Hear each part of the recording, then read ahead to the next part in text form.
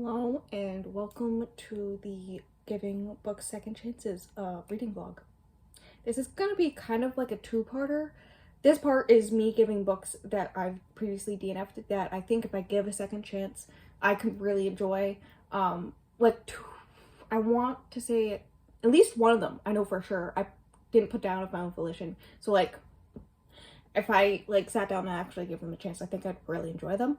And then the second part, which isn't coming up until November, I believe, is one where I give authors second chances. Like, I've previously read one of their or two of their books and rated them 1 or 2 stars, but I keep on adding their books to my TBR, so give them one last chance before I just go and remove them all, type of thing. But in this one, I am reading 3 specific books, which are The Book Thief by, I know his first name's Marcus, okay? Give me that. That's the one, I know I didn't put down my own volition. Basically, senior year of high school language arts class, we were supposed to read this book. We got, I want to say 2/3 of the way through this book. But we never finished one book in that whole entire class, including Othello. The only reason I was able to finish Othello is because Spark Notes, you can, read it on for free online. So, I was able to do that easy on my own. But, there were no copies at my high school library. So, of The Book Thief. So I was never able to finish it, but I did get it from my, I don't think it was my high school library, but my town library on Libby. So I have it right now, and I do plan to start that soon. I've already read one of these. If you've seen my H reading vlog, I don't know if that one came out first or not, whatever. I also filmed this part yesterday, including starting the first book and things happening with that. So yeah. So that's gonna be a whole thing, but we don't need to worry about that. Currently, this morning, I did start the second book for this vlog, which is Strange Hymn by Laura Thalassa, the sequel to Rhapsodic, which I read in my rereading books vlog, which of course will be linked below. So will the second part of this when it comes out in November. So basically Rhapsodic is about a siren named Calliope, who, after going through some stuff as a child, makes a deal with a bargainer who, over time, he's the type of person you make deals with and you owe him debts, and they can, be anything, he make you do anything type situation. And I think she has, over 100 with him or something. Most of them are just for him to hang out with her when she was in, college or whatever. And so yeah, that happened, and one day he shows up out of the blue to make her start paying back her debts, and it originally starts as truth or dare fun stuff, but it turns out he actually wants her help because a lot of all the Fate Warriors, I want to say, from all the realms start going missing, and so he wants to know what's happened to all these Fate Warriors. The male ones, no clue where they went. They're so gone. The female ones come back basically in in a coma, and pregnant, and the children that are born are very weird, and creepy and stuff. And she works as a private detective type situation, so he wants her help to try to figure out what is happening. And romance ensues, and that's a thing that happens. And she goes through a lot of stuff at the end of book 1, and book 2 starts right off with right after her change in book 1 and her trying to deal with that. So that's fun, I guess. I'm not gonna say the whodunit of who's kidnapping these girls and all that fun stuff, because that's spoilers. But yeah, I'm only 1 chapter in, but I am having a good time. And I kind of want to read it all today. We'll see. And then the last book is the one that I read yesterday, which is The Space Between by Brenna Yavinoff. I got to page 124, and I think based off the little dog tag thing, because I used to do that in high school the last time I read this, I got to page 138 previously. So there's that. Basically, it's about Daphne, that's her name, who lives in Pandemonium, which is technically hell. She is a daughter of Lilith and the devil, and all this stuff. And her older brother, who is the only child of Adam and Lilith, has gone missing after taking a human back to the human realm, and there was like blood and stuff, and so Lilith is super scared and sends Daphne to go find him, and in the process she has to help out Truman, who is the human that he took back. But that was like a year ago for Truman. There's like no time in Pandemonium, so like it's like 5 minutes for her. And yeah, the view of mental health, not that great. Truman's definitely going through some stuff. And then also, like, it's so dry. Like, not even the writing style. I mean, I guess the writing style, but like emotionally it's dry. Like, her brother's missing. Her favorite brother is missing. There is blood. It is assumed that he was killed by an archangel, or at least taken by one. And her trying to ask for help and like supposed to be this big emotional scene, it just read off as like, meh, I don't really care type situation. And it may be the way that I'm reading it, but like I don't think so, because it doesn't have that great of ratings. So I did DNF it again. This was the one that I almost suspected I would DNF again. So there's that, because it's like a 2011 YA. So like, but it doesn't seem like there was a.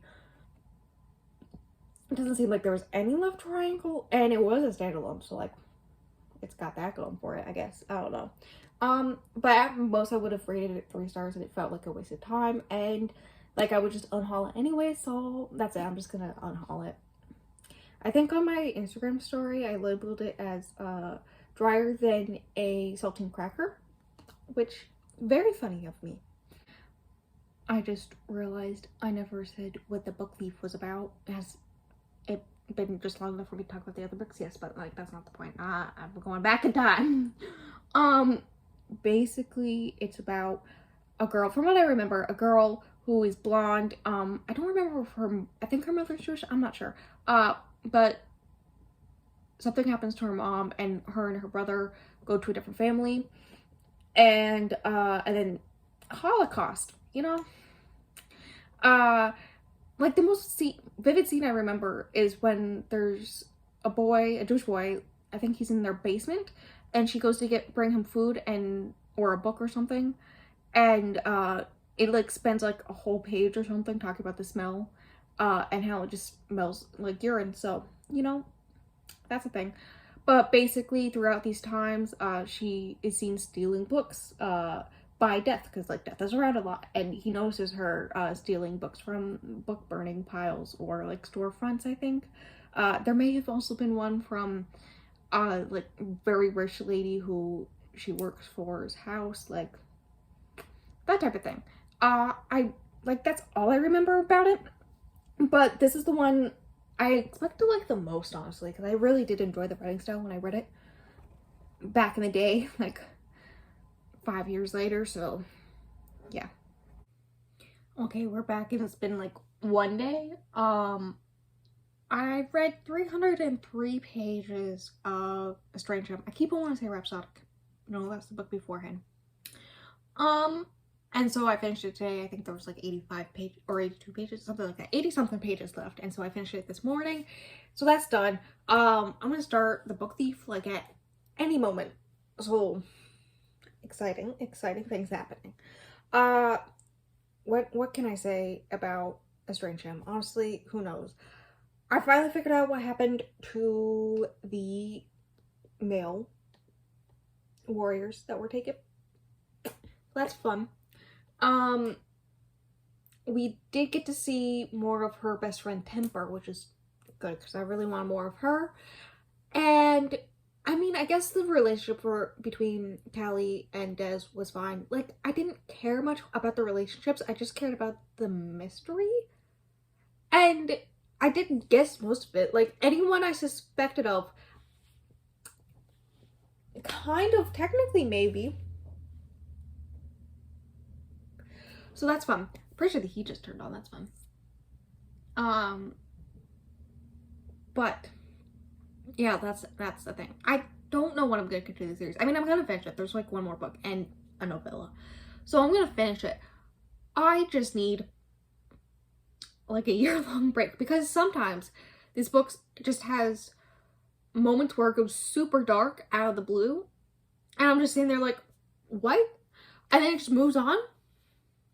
And like, I get that, like, it's a dark fantasy, but like the darkness just comes out of the blue, and then the rest of the time it's just Calypso and Des just going at it. It's a real fun time listening to the audiobook while I'm playing Stardew Valley, and then all of a sudden just a spicy dance scene just like right there. It's an interesting time. The writing style wasn't as good. I didn't like the story itself as much as the first one, but like, I'm glad I finally finished it so that I can finally move on with the series eventually next year, probably. And I'm going with 3.5 stars. I was trying to figure out between 3 or 3.5, but I think I'm happy with 3.5. I definitely like the first one more. And that's that. I mean, it's given me middle book syndrome vibes, but that's like been a problem for me all year, so it's whatever.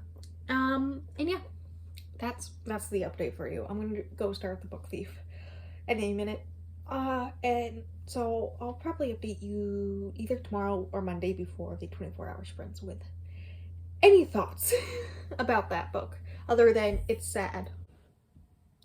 So I'm gonna close off this vlog kind of fast, because in about 20 minutes the 24-hour live sprints are gonna happen, or are gonna start. So in the meantime, before that, should talk about the book thief, because I did finish it last night. It took me 2 days, I want to say. I think I read like 240 pages the first day, and then I finished it yesterday. It's kind of a long book, but I really like the narrator of the audiobook. Like, he did a really good job. I didn't think Death had much of a present character in the book. Like, I really thought that he just like popped up in the intro and then at the end. No, he was like the narrator of the whole thing, so that's fun. And I cried. Listen, I got like longer than or farther into it the first time I read it than I remember. I think I got like 70% into it the first time before I had to set it down because of school. But yeah, no, it was good. I expected it to be good. I kind of knew that I would like it because I really did like the writing style the first time I tried to read it. And that's like one of the very few things I remembered about it. And so, like, second time around, I could recognize the great writing style, and also the character writing, but also, like, it's sad, fam. There were 2 times I cried. I cried both days. The first one was when Max, the Jew that they had in their basement, and her hug for the first time, Liesel, the main character. I don't remember why she hugs him. Oh, it's her birthday and he didn't get her anything and he feels bad. Which, like, he couldn't get her anything anyways. And so she just hugs him. Like, I cried. It's fine. And then at the end, we don't need to talk about it. And yeah, no, it's sad, but it's very well written, and I definitely think it's an important book. So, like, I get why people say it's, like, gonna be a classic one day. I think it's labeled as a classic on Goodreads, despite the fact that it's only, like, 10 years old. Because, like, it's definitely could one day be a classic vibe. So, you know, I get it now. And yeah, a good book.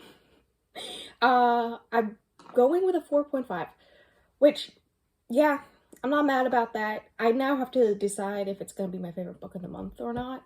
It's between that or Murder, and spoilers for the other reading vlog for this month, but like, yeah, no, so that's gonna be a fun time. But yes, basic rundown of everything I read. The first one was Space Between. I think I got like a third of the way through, about this far. And it was dry. It was nothingness. It was a 3-star, at max, if I did finish it, I decided to officially DNF it and unhaul it and all that fun stuff. Which is funny because I also read The It Girl by Ruth Ware, the new Ruth Ware this month, which was also like very much 3-star DNF. Honestly, if I had only been like a third of the way through, I probably would have, but by the time that I realized it was not gonna be it, fam, I was like 3/4 of the way through and I just wanted to finish it. So yeah, if that makes any sense, like it definitely gives me similar vibes. Maybe if there was an audiobook, but I couldn't find an audiobook of it, so like yeah, no, official DNF, and I'm fine with that. And then A Strange Him, I'm happy I finally read that so I can continue the series probably next year. Maybe I'll read the novella later this year, I don't know. We'll see, but it suddenly gets dark at random points with like no lay up to it, and then it just moves on, like to Des and Calliope making out or doing spicy dance. Like one moment it's super dark and then the next moment, happy sunshine, I'm in love. Like no, it wasn't as good as the first one for sure. I'm trying to decide if I want to lower it to a 3. I think I'm going to keep it at a 3.5 for now. We'll see if I lower it to 3 later.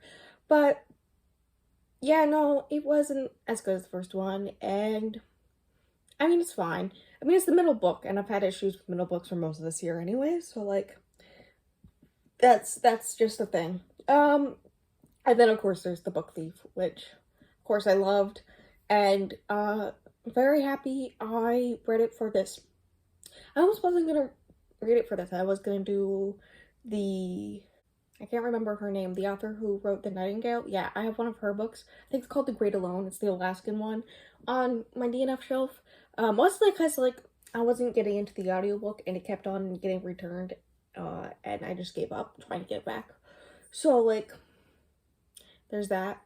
And yeah, no, it was almost that instead.